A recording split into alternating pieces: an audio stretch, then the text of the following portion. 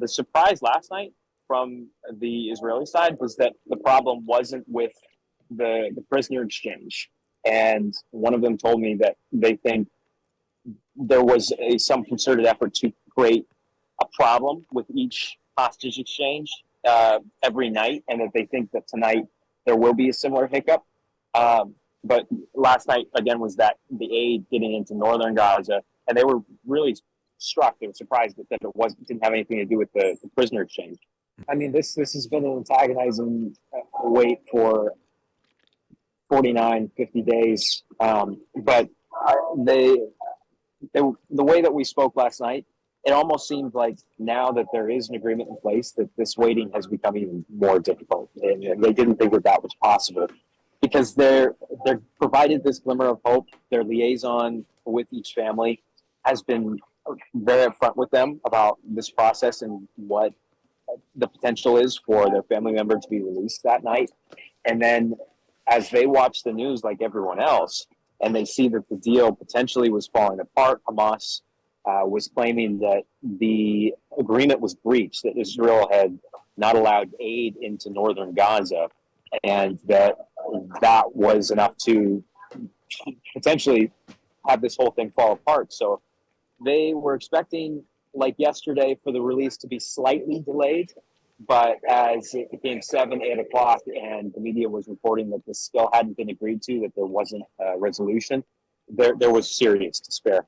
Yeah.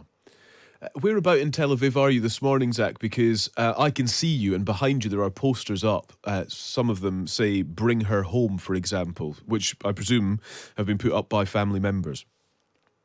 This is on every street corner. There's now street art and graffiti and posters. I'm in central Tel Aviv and Dizengoff Square, where they, for a short time, had stuffed animals large stuffed animals that were bound and blindfolded to represent the number of children, and it filled the square. And they've taken the stuffed animals away, but they moved them to park benches around Tel Aviv. So as you walk down the streets, sometimes you'll just see a bloodied teddy bear blindfolded and bound.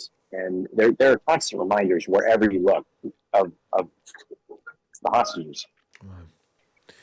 It is amazing, I suppose, just the sort of feeling of community that you're conveying to us, Zach, over these last couple of days in Tel Aviv as hostages are released.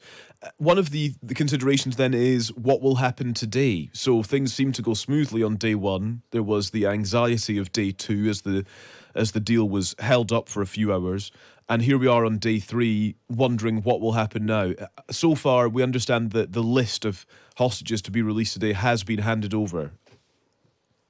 Now, I think so. I mean, speaking to one of the sources that I have within both the IDF and the Prime Minister's office, the initial thought before the first exchange, the initial thought was that there would be some hiccups, that there would be some problems, but they were more concerned about the process which with the Palestinian prisoners, most of them coming from the West Bank or in Jerusalem. With that process, how they were going to be released and how that was going to be verified and acceptable to Hamas. We're not privy to how deep a role that Qatar is playing with the prisoner swap and relaying some of that information. But from what I've been led to understand, Hamas is essentially receiving some media clips, some videos of each and every Palestinian prisoner released, and so that they can verify for themselves that that part of the agreement has been upheld. But the surprise last night from the Israeli side was that the problem wasn't with the prisoner exchange. And one of them told me that they think there was some concerted effort to create a problem with each hostage exchange every night, and that they think that tonight there will be a similar hiccup. But last night, again, was that the aid getting into northern Gaza, and they were really struck. They were surprised that it didn't have anything to do with the prisoner exchange. Mm. One of the things, Zach, if I may ask you about this, is that always it struck me when war broke out in Ukraine, and speaking to you and seeing you as well this morning, is that life continues while war dominates the news agenda and sure dominates the thoughts of people in Israel and in Tel Aviv where you are. But actually, people are still going to work. Vehicles are still moving around. People are getting on buses to go, wherever they need to get to. Is there how do those two things merge? I suppose when you're there experiencing that, the normal life versus, of course, the overwhelming thought of what is happening in Gaza and indeed the attempts to release the hostages that remain. And this is coming off of spending 2 months in Ukraine this year as well, right? Wow. So I've seen it, and I think in Ukraine, the situation became rather quickly a top-down approach from the government. They were telling individuals that they needed them to go back out and shop. They needed the economy to still continue to move. And that was kind of the push or the call on regular, everyday people was, please do what you can to live your life in the same way that you did before. And the men are going to go off and fight. And we need you here on the home front to keep things moving. Here it has been a little bit different because there hasn't been necessarily that call, but there has been a really stark realization that the economy here has somewhat ground to a halt, and there's a serious concern about how long they can continue economically to wage war, because there is over 10,000 people that have had to evacuate their homes permanently in the north for fears that Hezbollah in Lebanon is going to turn into a broader conflict. So they're in hotels provided by the government. A lot of people here, some of the people I've met, some new friends I've made, are out of work. They've lost their jobs.